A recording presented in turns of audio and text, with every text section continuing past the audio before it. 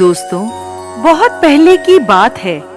एक गरीब इंसान अपनी गरीबी से बहुत परेशान हो गया था। अपनी गरीबी के कारण उसका अपने परिवार का पालन पोषण करना बहुत कठिन हो गया था।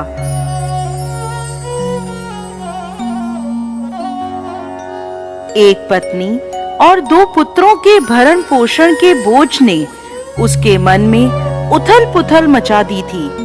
इसी उथल पुथल के चलते उसने घर छोड़कर भाग जाने का निर्णय ले लिया और एक रात वह चुपचाप अपना घर परिवार छोड़कर चला गया।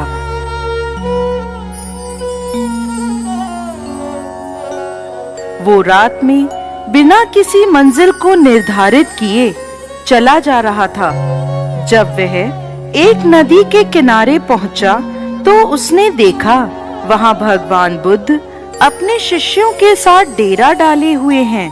ये देख उसने निर्णय लिया कि वो सन्यासी हो जाएगा और भगवान बुद्ध का शिष्य बनकर उनके साथ ही विचरण करेगा। ये निर्णय लेकर वो भगवान बुद्ध के डेरे में जाकर उनके चरणों में गिर गया और उनसे विनती करने लगा कि वो उसे अपना शिष्य बनाकर अपने साथ ही रख ले। भगवान बुद्ध ने उस गरीब इंसान पर कृपा करके उसे अपना शिष्य बना लिया। उसके बाद जब भगवान बुद्ध का काफिला आगे बढ़ा तो वो भी उनके साथ ही चल पड़ा। गर्मी का महीना था। भगवान बुद्ध का काफिला चलता चला जा रहा था। जब वो एक जंगल में पहुंचे तो सभी लोग पेड़ के नीचे विश्राम करने के लिए रुक गए। गर्मी के कारण भगवान बुद्ध को काफी जोरों की प्यास लगी थी। उन्होंने अपने नए शिष्य से कहा, यहाँ पास में सरोवर है, तुम जाकर वहाँ से पानी ले आओ। भगवान बुद्ध का आदेश सुनकर वो सरोवर से पानी लेने चल पड़ा।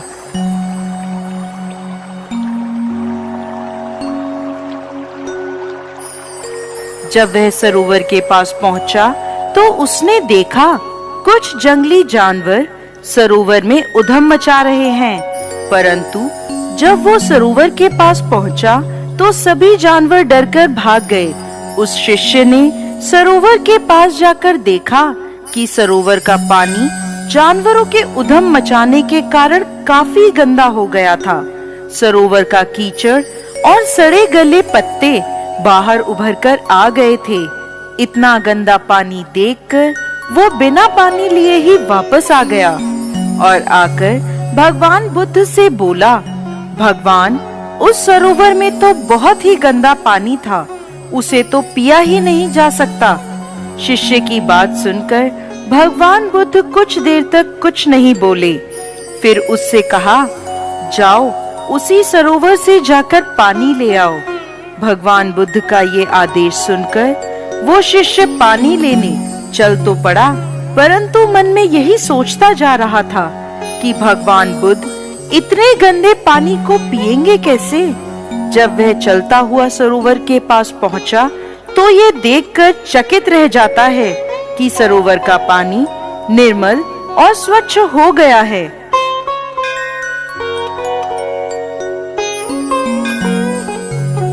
वह पानी लेकर भगवान बुद्ध के पास आता है और उनसे ये प्रश्न करता है कि थोड़ी ही देर में सरोवर का पानी इतना साफ कैसे हो गया।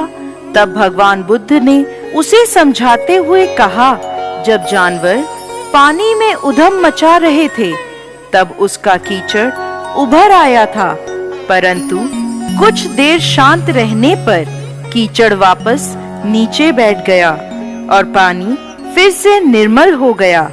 इसी प्रकार हमारे मन की भी स्थिति होती है।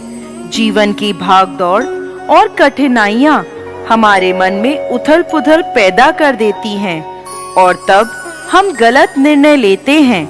परंतु कोई भी निर्णय लेने से पहले अगर हम अपने चित्त को शांत रखें और धीरज पूर्वक बैठकर सोचें, हमारे मन की वो उथल पुथल भी पानी के कीचड़ की तरह नीचे बैठ जाती है और तब हम जो निर्णय लेते हैं वो हमेशा ही सही होता है।